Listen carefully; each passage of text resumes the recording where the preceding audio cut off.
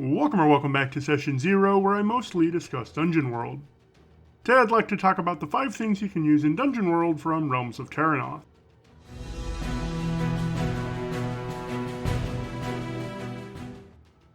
First, I want to say thank you to my wife for getting me this book for Christmas.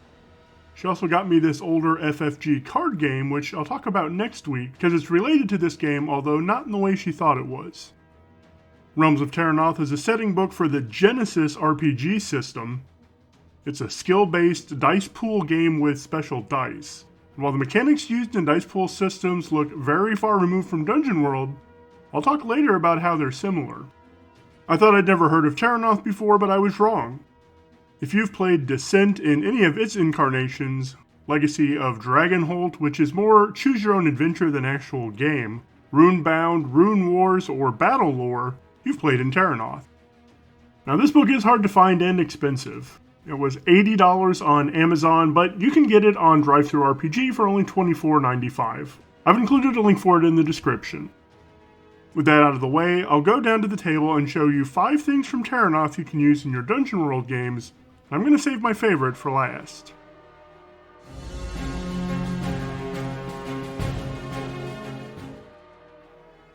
Alright, the first thing that I like to use in Realms of Terrinoth for Dungeon World is the setting and some of the world building. And the introduction to this book does a really good job of giving you little tidbits, things you can use without having to read a ton of lore.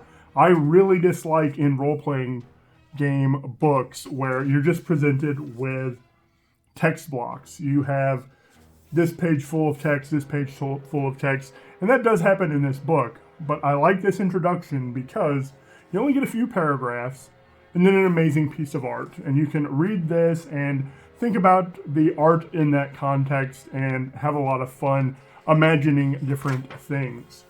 Why is magic precious in this world? Followed by this amazing piece of art. Adventures to be had and some adventure-y looking art. I really do appreciate how short and sweet this text is. It does 2 things for Dungeon World. Number 1, it lets you and your players add to it without feeling like you're messing up someone else's world, which I don't think you should ever even worry about in role-playing games. You can take anything from Wizards of the Coast or Pathfinder, take anything and change it however you want for your games. So I do appreciate this really abbreviated bit of lore and art that comes in the introduction. So that's number 1, all of the world building and setting that is given to you really quickly in the introduction of this book.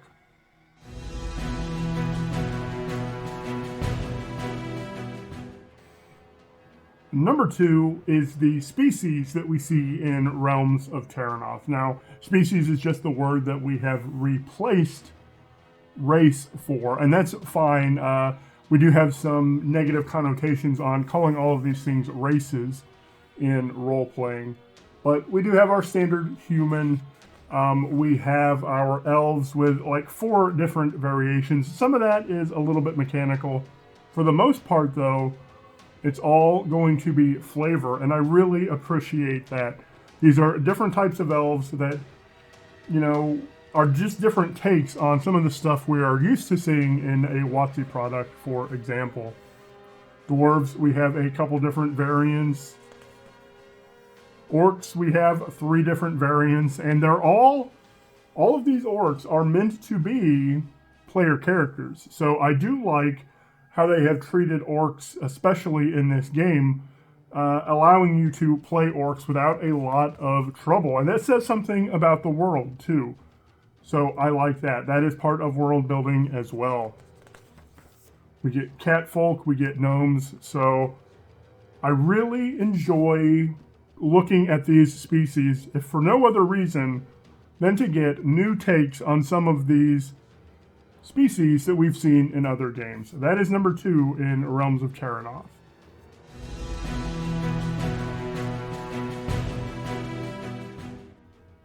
For number 3, we are going to start with careers and go into some other aspects that are basically just used for making playbooks and classes for Dungeon World.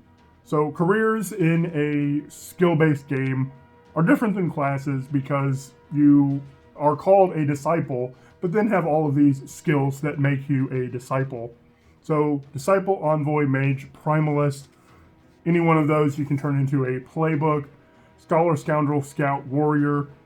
I do like, again, that those aren't the same general classes that we see in Dungeon World. This gives you a lot of room to play around with different classes and do different things with them. That goes right into heroic abilities, which are basically just going to be class moves, which might be starting moves, they might be advanced moves. Any of this really can just be turned into a class move. From heroic abilities, we go to skills. Now, these are new skills, so it does use the base skills that would be seen in the Genesis role-playing game book. I don't own that and probably won't. But skills, again, can just be converted to class moves. We're going to get to talents. Talents, again, can just be converted into class moves. So there is a lot of really cool information in here that you can just take, turn into moves for building your own classes in Dungeon World. And again, slightly different takes on some of the stuff we might see in other material, but I really do appreciate seeing these specific types of things here in Realms of Terrinoth.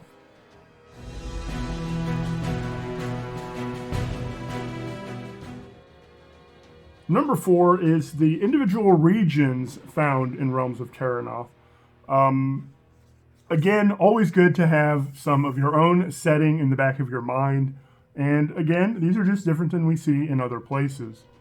This is a place where we're going to start to see, huge blocks of text. And that's fine. You don't have to read everything. You don't have to take everything. And I advise you don't take everything when you're playing Dungeon World. Especially looking at this map. I love the look of this map, but maybe you don't take this map. Maybe you trace the rivers and coastlines, the mountains, etc. Maybe put a few of these towns in, but leave the rest blank. You and your players are going to fill in that map as you play, as you're going to fill in the information on these regions. So, always good to have some setting in your back pocket, but again, leave blanks in your maps. Of course, we do see a lot of Terrinoth. That is the namesake of this book, but there are some other settings which I really like. One of them is coming up. It's similar to Ravenloft a little bit, and that's the Mistlands. And this is a pretty small section. There aren't a whole lot of sections about Mistlands, which again allows you to fill in those blanks yourselves, allows your players to fill in those blanks. And I do want to point out one of these monsters really quickly, and that is called a reanimate. That's this picture here. There are two things I want to point out. Number one, in the beginning, I said how dice pool systems can be similar to Dungeon World because they add specific symbols which can be bad, which the game master can spend to do different things, and that of course is just making a move. Let's look at the ability on this reanimate. The GM may spend these 3 symbols, and I know what they're called. I'll put an image on the screen, but I have no idea what else they do in the game. But if you roll 3 of these symbols, the GM can make a move, which is to make one of these guys stand up. So that is a really cool move that you can put on anything that is going to be reanimated in a game. It could be a zombie. It could be one of these. Whatever the case may be, make stand back up a move that you can make instead of dealing damage, instead of doing anything else. I think that would be really fun. A cluster of 3 of these in a 1 or 2 player game that come at you. You've knocked one down, you swing at another and miss, you roll a 6. Well, that one doesn't attack you, one of them stands up. So I really like that idea. I'm going to talk about that a little bit more next week in my video about Heroes of Terrinoth. Second thing I want to point out is this equipment. It says, among other things, it has antique mail. And that really got me thinking and makes me want to go through and read some of these other monster entries. But antique mail makes me think of a quest. Someone can be going into the Mistlands, hunting these things down to take their armor, because it's antique and it's going to be worth a lot. So that could be an adventure all on its own. A group of heroes who are risking the Mistlands for profit, killing these reanimates, stripping them of their armor, and taking them back to civilization and selling them for huge money. So just reading through some of these monster entries can be a lot of fun for role-playing game enthusiasts as well. And that is just one really simple example that kind of generated a story idea for me. So that is number 4. Those are the regions of Realms of Terrinoth and some different aspects of gameplay and game mastery that you can do with them.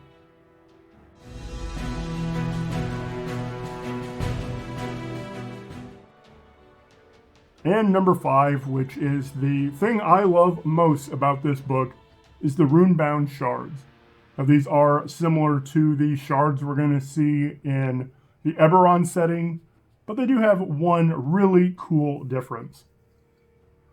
These are more or less how magic is used in the setting. Now, there are some other types of magic, but this one is a pretty big one as far as I can understand.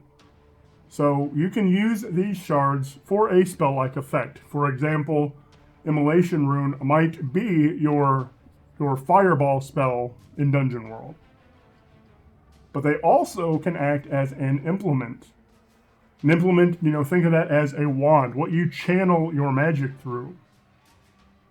So for example, let's say you found some other way to cast Magic Missile, and you have your Firebolt rune, or Fireball rune. You can channel Magic Missile through the Fireball rune, and now it gains bursts and some flame effects. What does it say here? Fire and deadly effects.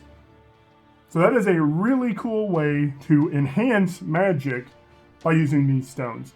One of the things this book really calls out is that these things don't have any costs. And that's because these are rare bits of magic. These are not things you're going to buy from a shop. You're going to find those in the wild. You might be gifted them from a patron, etc.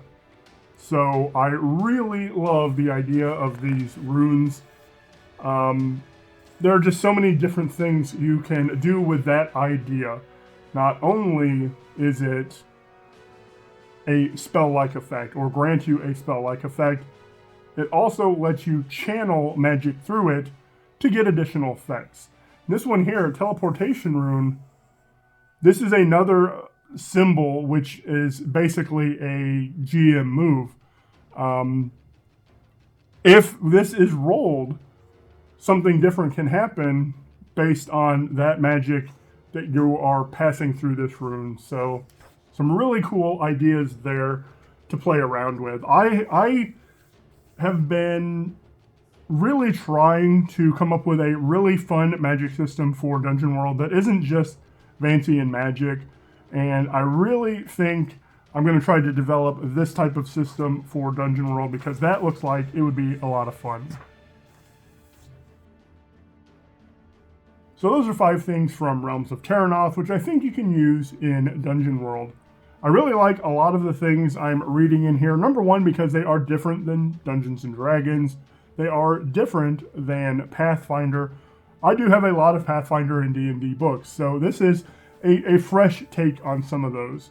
And while I love the Eberron setting, I've got every book ever made for the Eberron setting, at least in print, and it is a lot to sift through. This is a single book. It's a lot more brief and does some of the things that I like about that setting. So those are 5 things from Realms of Terrinoth. Let me know what you think in the comments. Is there anything you would like to see expanded that you saw in this book? Thank you so much for watching, and I hope you have a great day.